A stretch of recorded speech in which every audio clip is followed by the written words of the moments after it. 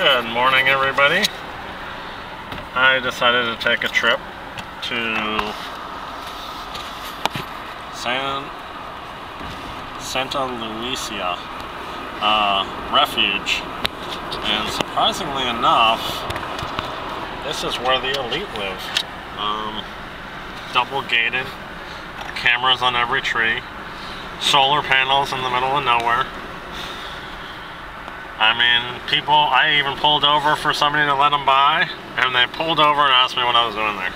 Obviously, if you're not driving a $150,000 car, they get suspicious, unless you have a specific sticker, or you're an employee, which there seem to be a lot of.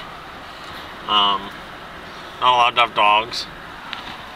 I brought mine with me, so I had security tell me a few times that they'll allow me this one time. I always wondered how far 20 miles outside of the city was, and to be honest with you, this is quite impressive, I must say. They have these little symbols, like this is what they all are that shape. See, there's 23, there's 22. They have driveways. When we get to the top of the hill, I'll show you. Fat mansions. Like, every person has probably, I mean, they say this park is 20,000 acres of restricted land to the public. So in order to come to this refuge, you either need to work here or have millions, or at least own a piece of property in here, which, unless you have millions or broke your bank trying to move in here, you probably wouldn't be able to live here. If I see one of those solar panels again, I'll point it out to you guys. But this is pretty much what I'm in the valley right now. There's a private golf course back here. There's private restaurants. And I'm just going to leave the camera going the whole trip, the whole drive. I'm trying to hold the camera. I don't have one of those nice ones, but this is just a point and shoot. But I'll try to do my best at giving you the best possible view without looking at my truck. My ghetto truck that gets me questioned being in such a nice place. I mean, it's amazing out here. I mean, amazing. And here's a house. It's hidden. All these houses are hidden. So I assume that the people that live right on the road are probably not as wealthy as the people that live just have their own, like, top of the mountain. Remember, this is just outside of Carmel, California. To let you know, I mean, even though I've been all over the United States, California, we have these giant redwoods, we have the beach, we have the sunset. It's not as humid, but it's a lot nicer. The people here are way more chill, more culture, I'd say, than the traditional southeast coast.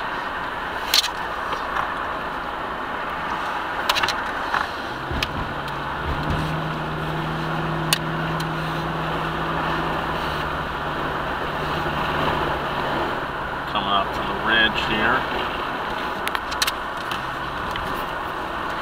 That was a beautiful sunset, and I was noticing or sunrise, I was noticing how they don't spray.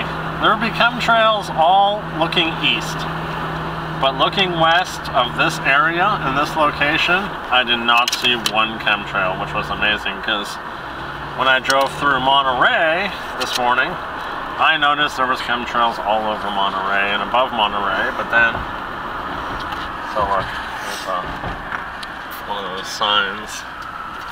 This is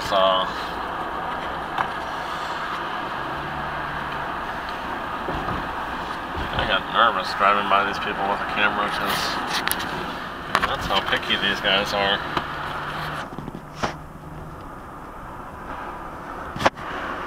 This is one of those driveways. It goes up there. There's a sign. There it goes up the hill. Pretty secluded. Sorry to be all over the place. Trying to watch the road through the camera, which is kind of trippy. Look, here comes people going to work.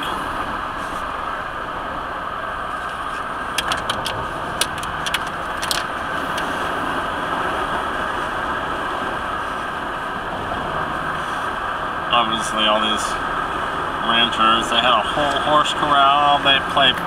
I guess this was an old polo fields, cattle ranch. It was one of the first polo hotels in Carmel. Obviously this isn't Carmel Town. Carmel Town is I want to say 25 miles away, right on the coast.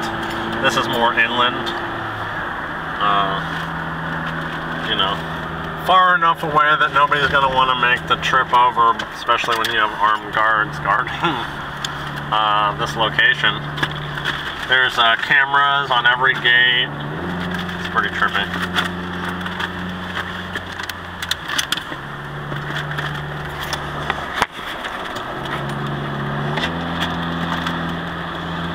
Nice steep hills.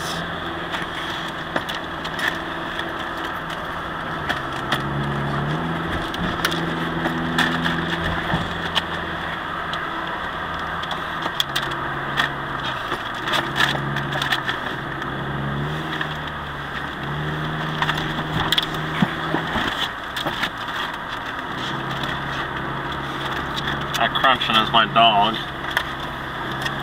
Probably looking for foods.